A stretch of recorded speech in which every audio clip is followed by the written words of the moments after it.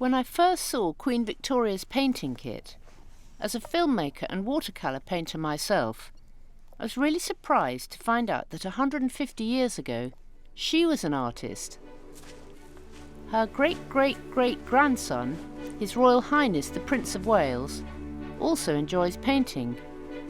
And for the first time on film, he agreed to tell me the extraordinary story of the tradition of art in his family through the ages. She was doing it in those days on her writing paper, I think, well, like I started. And in the search for the earliest evidence of art in the royal family, we'd discover literally dozens of other talented artists. Yes, you see, these are wonderful, these watercolours. Revealing an extraordinary treasure trove of creativity by royal hands. They're usually not quite spelt right there. Napoleon. We'll be finding out more about their art and what their art means to them. I think, you know, drawing from nature, observing nature is absolutely crucial. You know, I've obviously been inspired by just looking. There's usually the light is what catches my attention. You can look at the same view over and over again, then suddenly, one moment, there's the most magical light.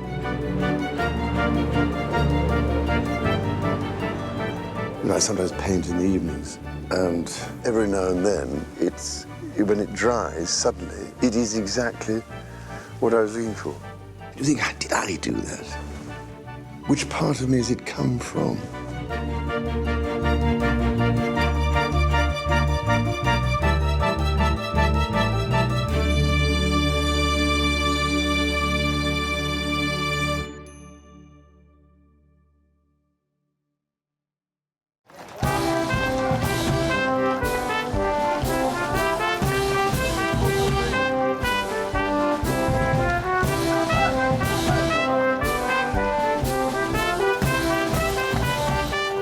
I was lucky enough to be brought up at Windsor Castle and Buckingham Palace and Balmoral. And of course, you imagine at Windsor, you're surrounded by the most marvellous things. Because when you were small, you rush about, you know, peddling or something up and down the corridors along, and you notice nothing, it's just a background.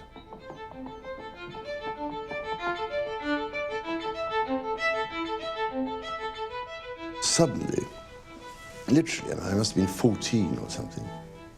Suddenly all the pictures on the walls, the furniture, just came into focus. Look, do you know what I mean? And they'd just been blurred sort of backgrounds, which were just there. Then suddenly I started looking. Amongst this incredible collection of masterpieces by artists like Canaletto and Rembrandt, we found art actually done by members of the royal family themselves. And we were given a very special guided tour. This oil painting was done by my father, the Duke of Edinburgh, when I was a child. It's of the Queen having breakfast in the private dining room here at Windsor Castle. His father passed on this interest by showing the Prince of Wales how to paint when he was young. My father's paintings, like many by my forebears, were done for pleasure on public and private trips. This rarely seen lino cut of a circus horse was done by the Queen when she was young. It's rather good, the horse. Yes, she must have been sort of 8 or 9, I suppose, or younger. But they're obviously done for their parents. Like many of these things were done, you know, given to the parents at Christmas time or birthdays or things, you know, like one does as a child. I remember doing it to my grandmother and others. You know, we walk away and shuffle off our mortal coil, but these things live on. That's what's so riveting, I think, about looking at other members of my family in the past. It's this feeling that, you know, there they were, you sense them sitting, doing the painting and everything else, and then that stays behind. It's still you. It's a part of you that's still there, you know, the rest of you's gone. We'll be looking through the Prince of Wales's family tree to see if there's evidence of an artistic inheritance. We'll start with the earliest remaining art we can find today. In the fight for the throne of England, Mary, Queen of Scots, was imprisoned by Elizabeth I for nearly 20 years before being executed. With time on her hands, It was in prison that her art was to flourish. I have the impression that Mary Queen of Scots' embroidery, which was an art, fascinatingly intricate and very thought out, you know, with these images. It's the first serious art in the royal family.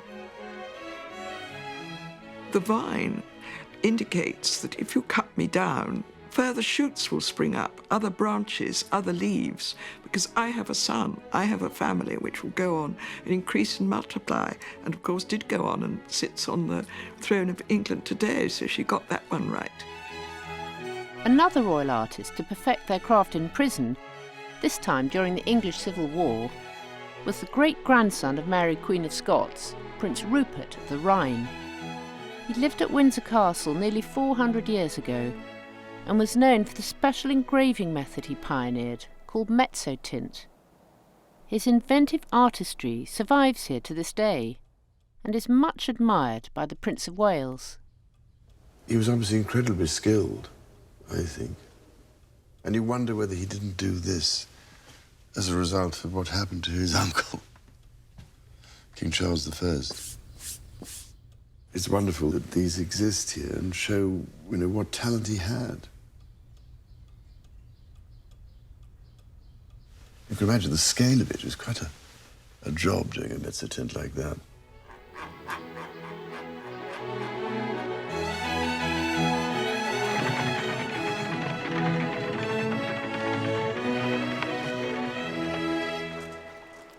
Coming from a long line of artists has inspired the Prince of Wales himself to draw and paint as a hobby, whenever he too has time to spare, although he's never had formal lessons. We were fortunate to be invited to accompany him to one of his most favourite haunts, a remote spot on the Balmoral estate in Scotland. I think it was my grandmother probably who inspired me to, or encouraged me to look and observe. I think I must have been quite a willing part of that suggestion that I observe things. I wanted to do more than just take photographs. To me, it didn't give me the same sense of satisfaction somehow as actually trying to do it, you know, with eye to hand, to paper.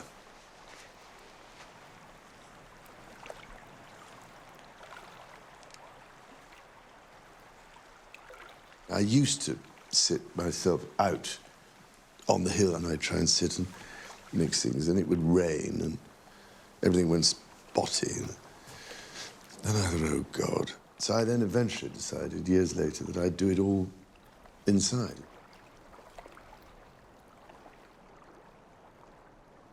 So I then do a sketch and put a note saying what the colours were and where the sun was and all that stuff, which is actually incredibly good training because it makes you look much more carefully, I think, and try to train yourself to retain the thing in your mind. I love painting snowscapes. There's something awfully satisfying about trying to bring, you know, make the white paper become snow. So you're doing everything in reverse. You know, you're putting in the darker bits to try and create that same sort of feeling.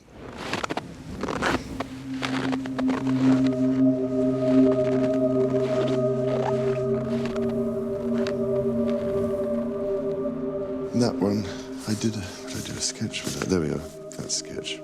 Trying to make sense of that's always interesting when you come back. Up at Loch Callerton, so on that side.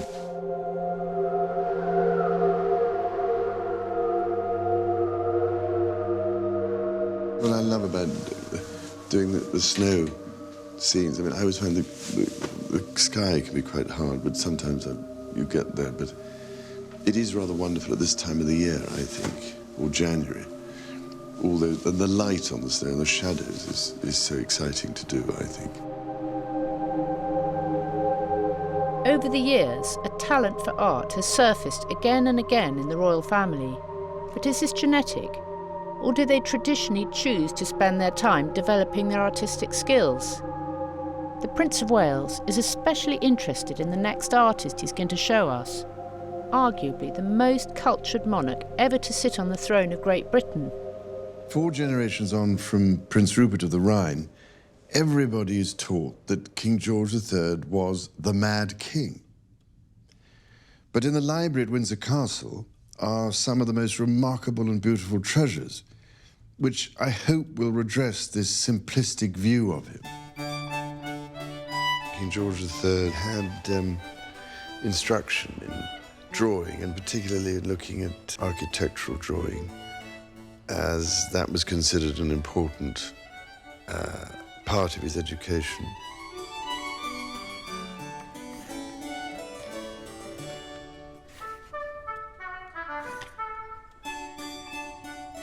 I suppose all these things he did were exercises in observation, perspective.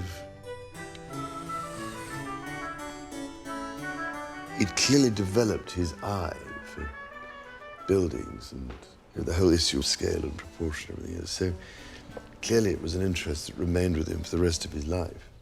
His interest in art and architecture led him to give his active support and a very generous benefaction to the Royal Academy of Arts. He was very much of his time in that in the mid-18th century, many more people of his ilk learnt to draw, were encouraged to draw, were expected to draw as a recreation.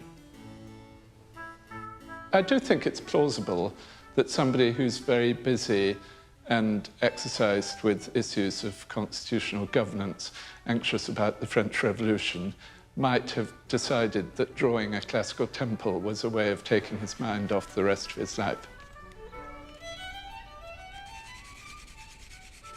He used this illustration of a temple at Palmyra, now in Syria.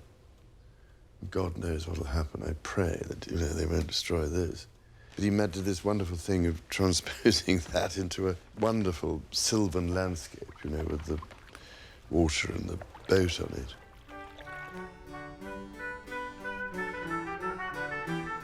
It's very interesting the way he's tamed the landscape, and also I was very interested about the trees, the way he'd done them, and the work on the trees is remarkable. But they all, at that time, in the 18th century, there was a particular way of doing the trees. But it took an awful lot of effort because you had to use the pencil, little sort of circles, do you see? And then smudge, presumably.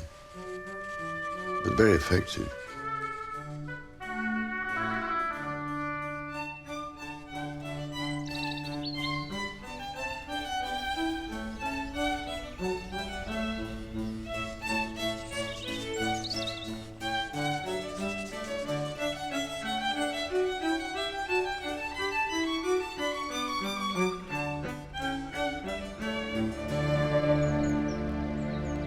The end of 1788 saw the onset of the first serious bout of the king's illness, now recognized as porphyria, which was extremely severe. He's one of those people, I always felt anyway, been much maligned by history. Now, I discovered the other day that he was using products for his hair and things like that, which may have had arsenic in, because they've taken hairs from him. He says, and sent them to a laboratory and discovered that he had extraordinary levels of arsenic. So it could be that the use of arsenic in some of these, medications or something had, made it even worse. His delusions and his awful delirium and everything else that this poor man had to go through. So, obviously the disease, the problem, caused the most appalling pain and everything else. Of course, drives you mad. There are very few drawings by him after this date.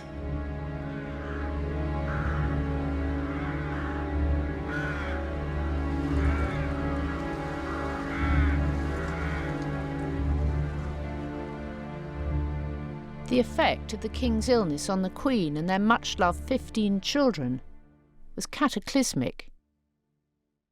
The normal process of marriage for the daughters was halted, effectively leaving them in limbo with unlimited leisure time. They spent their hours botanising, studying flowers and plants at the family's artistic retreat, Frogmore House, not far from Windsor. Princess Elizabeth was, I think, the most artistic, the most fun of the daughters, who had a real spark for life. She learnt how to do oils and watercolours. That's really good, though, you know, the drops of water on leaves and things. And a bird's nest, you see. Brilliant. The moss.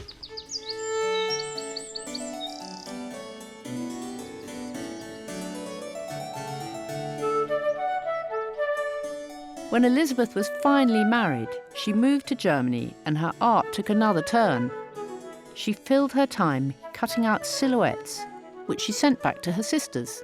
These are, I mean, they're beautifully cut out by Elizabeth using her scissors, and they could be used in all sorts of different decorative ways. So here, in these pilaster strips, you have brown cutouts against black. Here you have a black cutout, which could be laid against white. I was just about to drop a child into a bucket. Give it a wash or something. For the fun, isn't it? This room is called the Charlotte Closet, and hanging in the room now are a wonderful series of drawings in the style of etchings done by Charlotte, the Princess Royal. The girls weren't the only creative members of the family. Their little brothers were taught art as well. These ones are all by the Duke of Sussex and the Duke of Cumberland when they were small. You can imagine these were done at the age of 9 or 7 or something. Obviously, it was a combined approach with the teacher, because, I mean, to achieve this sort of level of competence at that age would be very difficult, I think. But it's very good use of gouache, isn't it? Isn't it? You get a lovely picture of them all being taught art Yes, and the exactly tradition that. of handing down. Well, exactly that, yeah.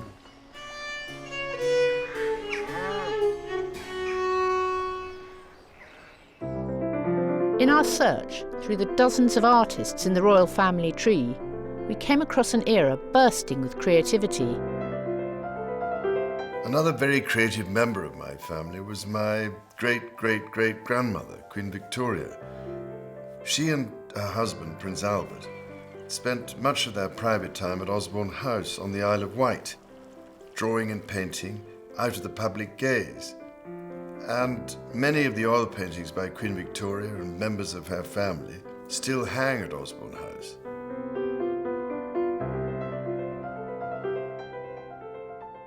They both are terribly aware of the importance of art, but for Victoria, I think it's more an emotional thing, an outlet for her emotion, and for Albert, it's much more of a sort of a duty thing.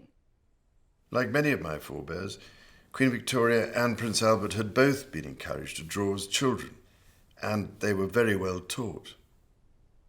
This intriguing sketchbook was done by my great-great-great-grandfather, Prince Albert, aged 12.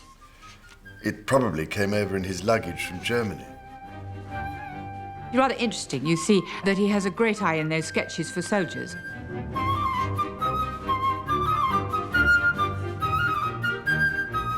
He's always looking at perhaps what princes are trained to look at, which is, you know, what medals you've got on, what uniform you're wearing, and what ribbons and stripes. Yes, they're riveting. They're full of energy, aren't I mean, they? they're full of endless sort of disasters and military subjects. Marvellous idea, is galloping that way and shooting somebody coming from behind. Gracious, look at this. But these horses are quite good, aren't they?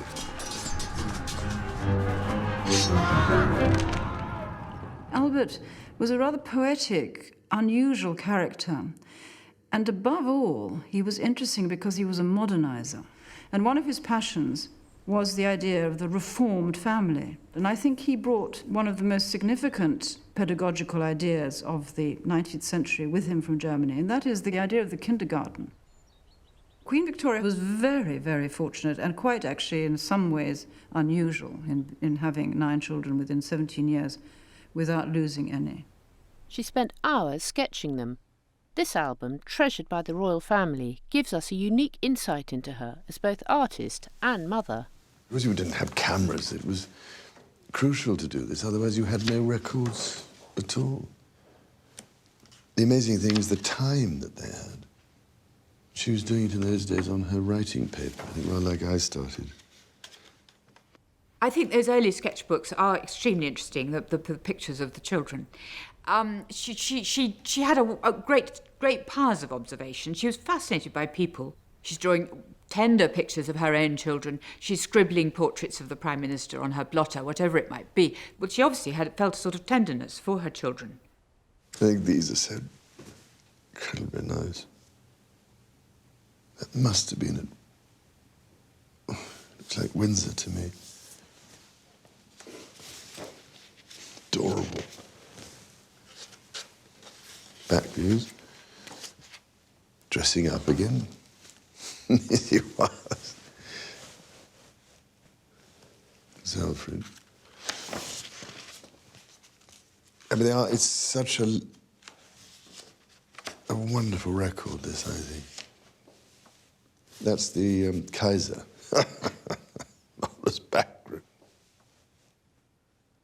Both Victoria and Albert insist that their children should have drawing and painting and handwriting too, sort of factored into their timetables, which are set up from a very early age, from the age of 4. That was part of the accepted approach to bringing up children, making sure they had, an adequate understanding of the arts. You're going to begin by using a wash, using a brush, and then later on you'll have a chance to use a line. So it might mean you've got layers of wash and figures or layers of drawing, and that will just give it a sense of movement because it is a quick posing class.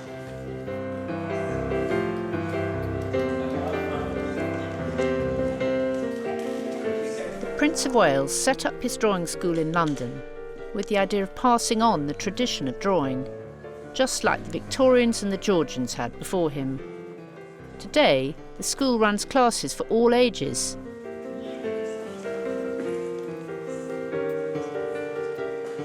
I think what His Royal Highness is absolutely passionate about is helping students see that art is something that is the most wonderful resource to feed off and to inspire them and to help them exercise their imaginative muscles. If you don't have that training, I suppose, you don't have the business of encouraging somebody to use their eye, then you miss an awful lot of the world around us. Queen Victoria's eldest son, my great-great-grandfather, later King Edward VII, was known as Bertie.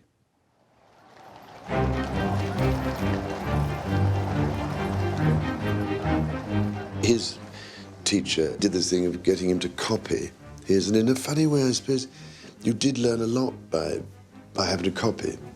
So that's what happened, I think, in this case here with Edward Corbell doing one, and then my great-great-grandfather doing the other. That didn't quite work. Obviously a bad day, I think. It's quite difficult to be able to do. Otherwise, he gets quite good.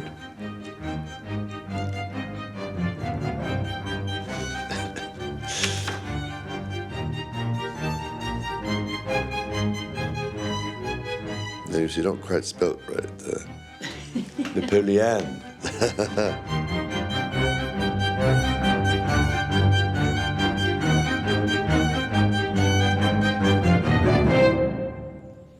Queen Victoria spent a lot of time in Scotland, at her other retreat, Balmoral, where nature and the elements were to further inspire her art.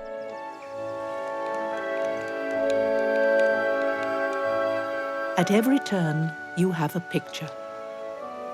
These Scotch streams, full of stones and clear as glass, they're most beautiful. The peeps between the trees, the depth of a shadow, the mossy stones mixed with slate. This mixture of wilderness and art is perfection. I mean, some of them are really remarkable, I think, her little watercolours. And looking out of her window at Balmoral, that view I know so well, is so intriguing.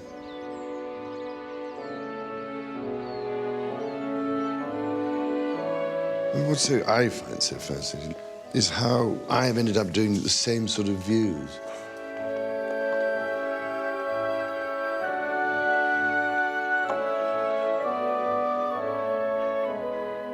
I've known it all my life, you know.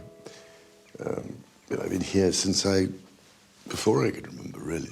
You know, inevitably, it's home. And I have tramped across the hills endlessly for the last 60 years.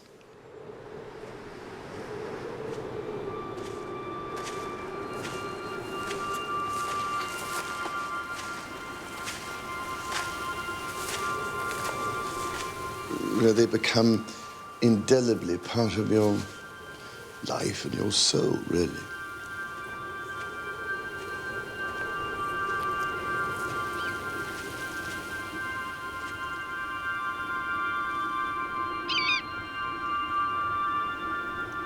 It's the light on the landscape, on the mountains and the shadows. That's the thing that really catches the attention. And it doesn't happen very often, funnily enough. You just suddenly get the right combination. And suddenly it's the dark and the light and the shapes which are really what I think are so important. So obviously, if I see something, I suddenly have to stop and try to remember it, you know, as much as I can. Because it's a very good, I think it's a very good exercise in observation. You have to try and imprint. And what about colour? What he's seeing in the colours? You know, I come to the conclusion everybody sees it slightly differently. Depends the way you look at the world. But yes, I mean, it's then, of course, the fun is thinking while you're looking at it, now what paint colours am I going to use to try to create that feeling? I mean, finally, one of the most, I think, sometimes difficult colours to get is the colour of the birch trees in the winter, in that sort of January period, when they go purple. It's the most extraordinary thing, the bare branches.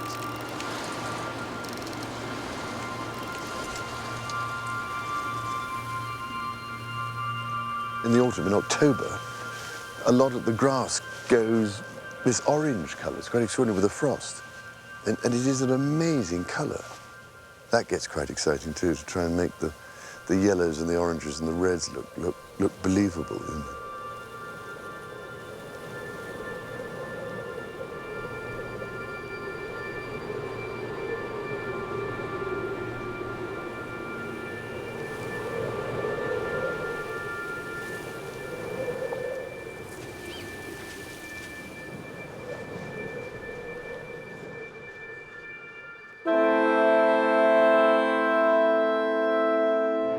In 1861, Queen Victoria's husband Albert died.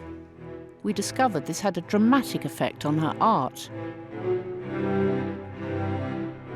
She retreated into widowhood for 40 years, and her paint box became her solace in his absence. Literally thousands of her paintings remain as testament to this period of mourning. The tragic thing about all this, I think, is that these ones are all done after Prince Albert's death, and we'd always had things like the third year of my desolation in 1864. Each one says that. First, second, third, fourth.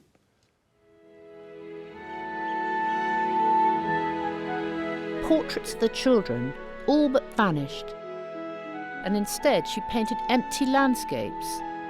In the spirit of a real artist, Queen Victoria expressed her emotions through her art.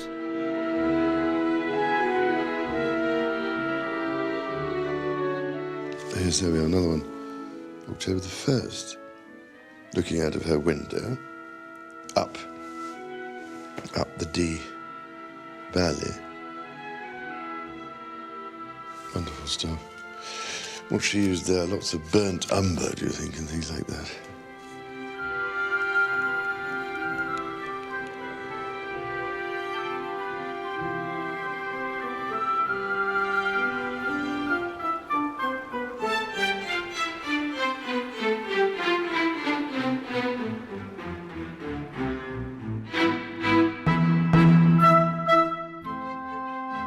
Prince Albert's death was to affect the art of Queen Victoria's sixth child, Princess Louise, as it had done her mother's. I suppose she was only 12 or 13 or something, and so they were all encouraged to do something like this, a drawing or a painting. So that's her, with presumably dreaming of her parents reunited in heaven. But she was quite young, you see. I mean, these are remarkable, I think. I mean, Princess Louise was, a seriously good artist. She had learnt to draw and sketch, as any young Victorian lady would do, but Princess Louise found it very difficult trying to escape from this stifling attitude of her mother's that nothing should be done to interfere with Victoria's own mourning. Louise found an escape and found her own identity through following sculpture. There was less opposition to the idea of a woman becoming a sculptor than there was to a woman doing other kinds of art. And that's possibly because sculpture is connected to monuments and to memorials. And so this was an extension, if you like, of the family respect that, the descendant, the daughter, was showing to her line, because Louise made a number of sculptures of her family.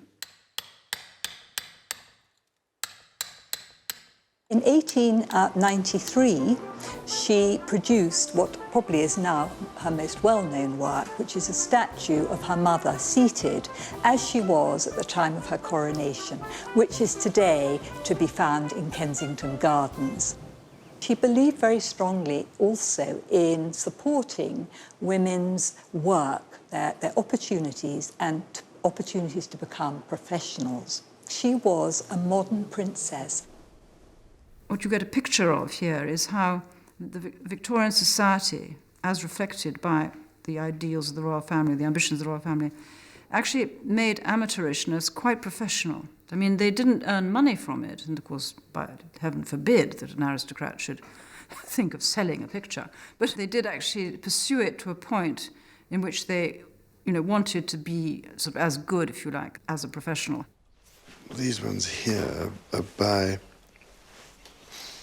Queen Alexandra, who was my great-great-grandmother and married my great-great-grandfather, King Edward VII, when he was Prince of Wales.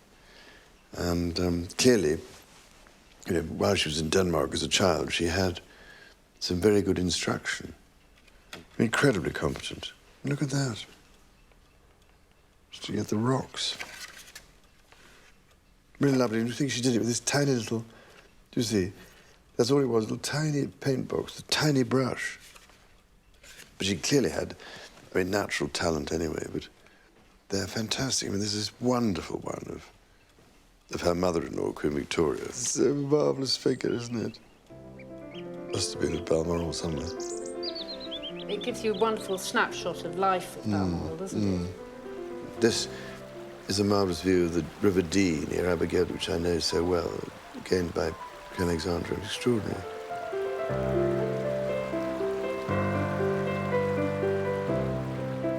See, that must be Loch Mick, where we were. Exactly. That's it.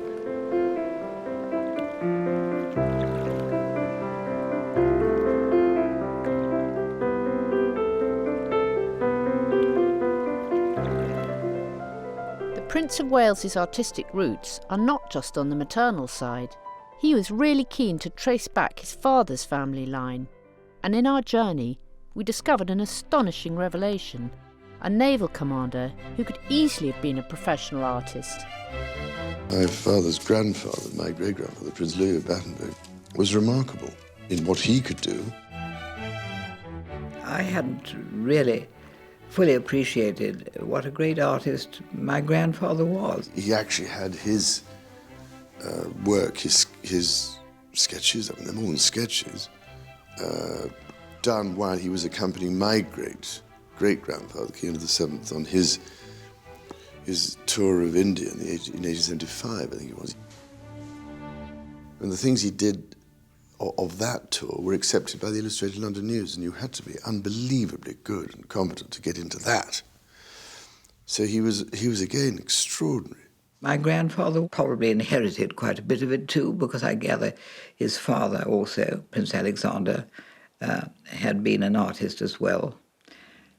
And of course one has to remember in those days, either you drew everything, or there was nothing to show people what the experiences were that you'd been through.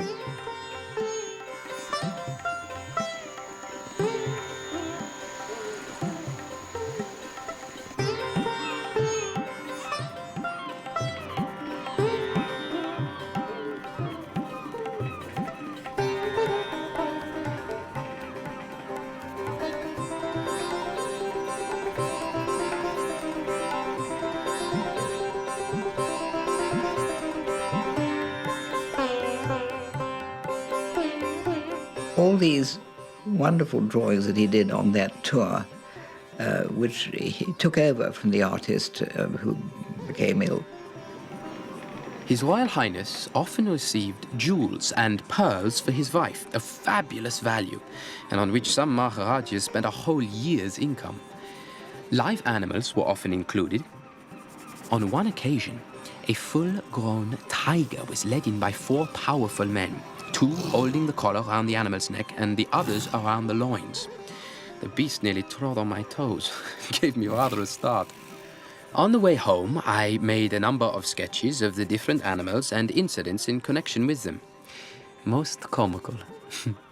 I sent them to the Illustrated London News, and in due course they nearly filled a copy of the paper. I made quite a lot of money, and I was elected honorary member of the Institute of Painters in Watercolour. Ah, that was it. The ostrich. But she's brilliantly done.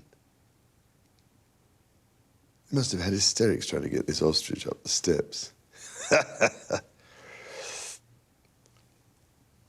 His feathers coming out. They're having a terrible time. I do hope the poor bird didn't suffer. Poor creature. And I believe these were destined for the zoo. I wonder how long they survived in the zoo. Sometimes you do tend to be given very extraordinary things. I was given a Russian bear by Khrushchev and Bulganin in 1955 when they came on a visit. That had to go straight to the zoo. And when was it? A few years ago, we were in Pakistan, right up in the north of Pakistan. I was given a most beautiful shampooed male yak, which was led up, looking fantastic. And I sad I couldn't take it back, because I don't think it would fit in the crate or something. Anyway, I had to leave it behind. It would have been rather fun to have brought a yak back. Kept it at Highgrove. Absolutely extraordinary. This idea of being carried on a sort of, what is it, a palanquin or something?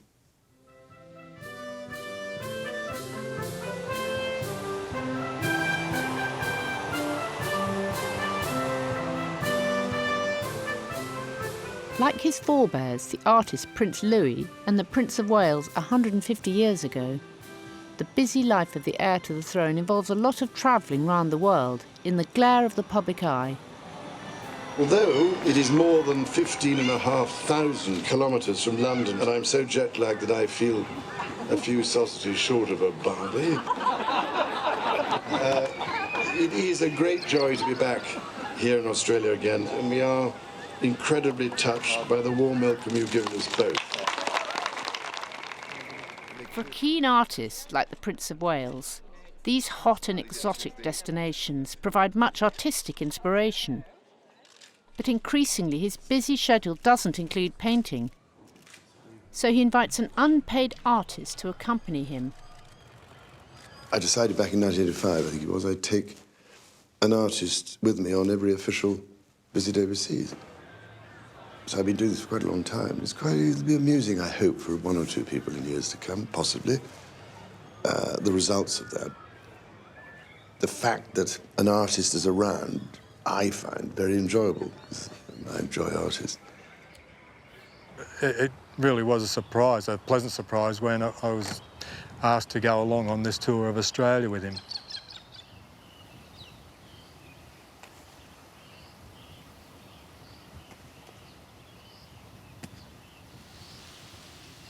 I think a painting is actually so much more fascinating in posterity terms than sometimes photographs. And so that's why I take them, and also because it keeps the tradition in the Royal Collection going.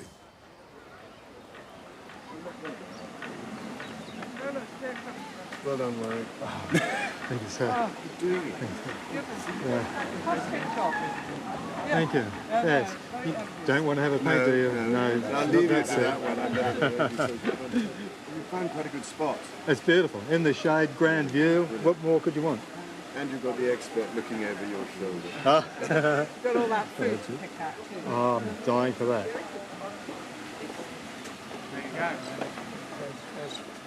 That's the mango. That's terrific. Yeah, that's a start. Thank you. Brilliant.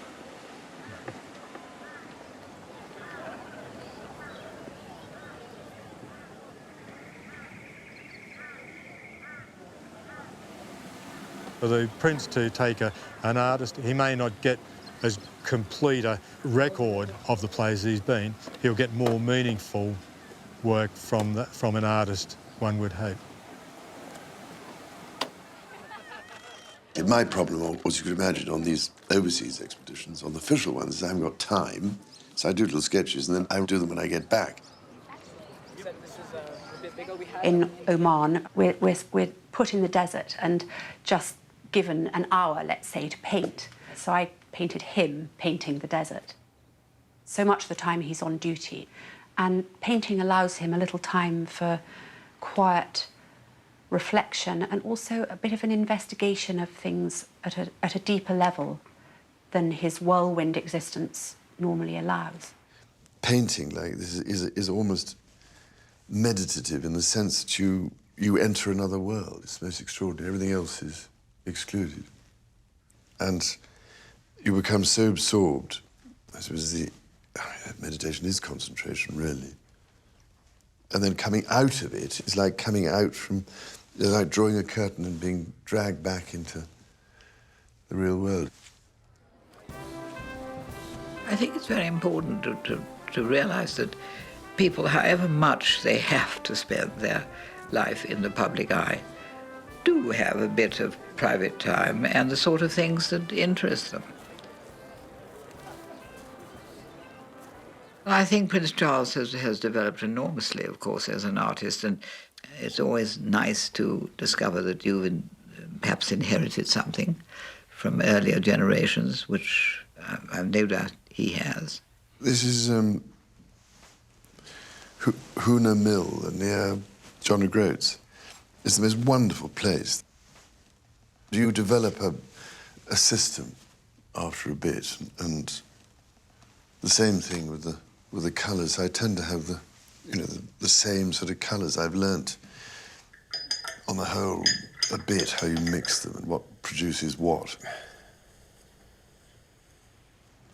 The great thing, after a bit, is you begin to realise that something like this will look much better further away. So as you come away from it, I think at about 100 yards, it looked quite good.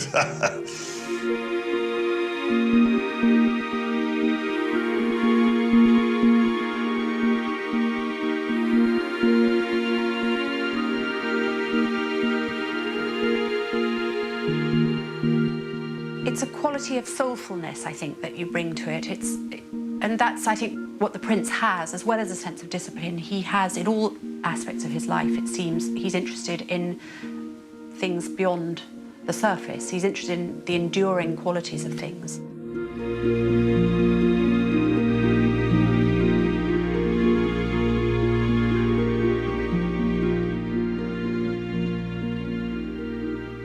That is Morocco.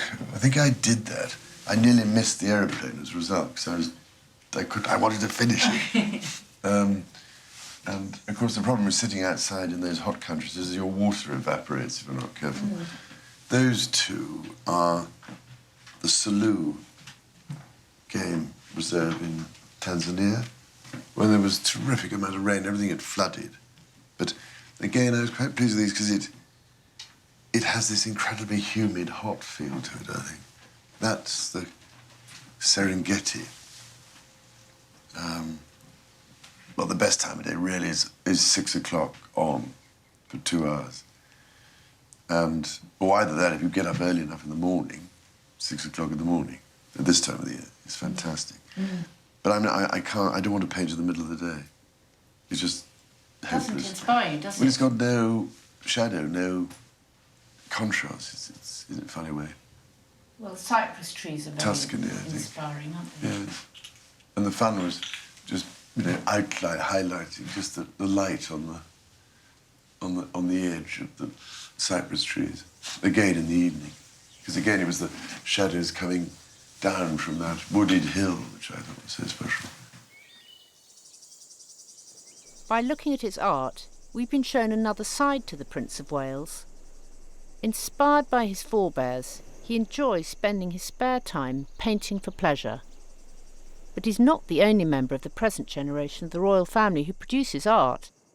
Our journey has brought us to the Queen's niece, Sarah Armstrong Jones, a professional artist who's also been inspired by her family.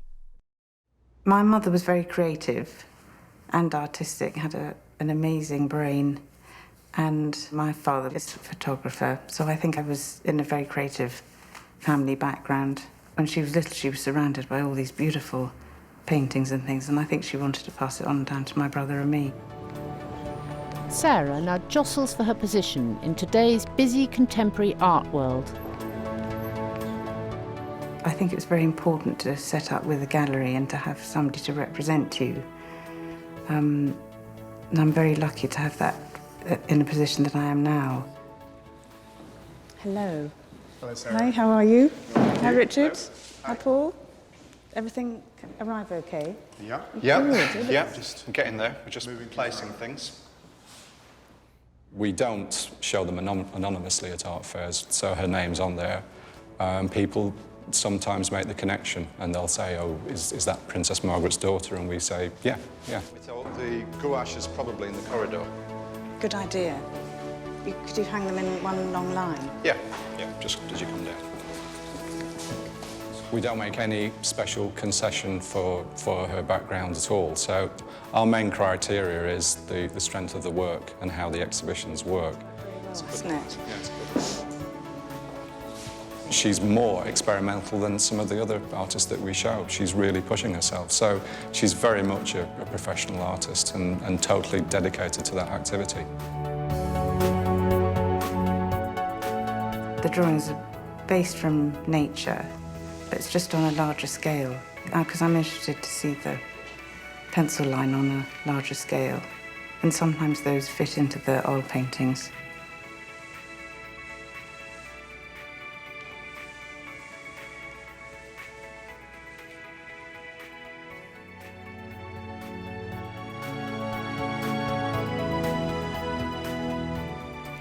One day, I liked what was happening.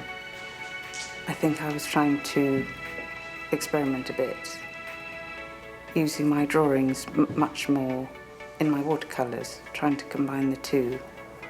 Quite liked what was going on. So I'm developing on those paintings now. I try and remember all the colours as much as I can, but I use my reference from the things that I've picked up in the landscape.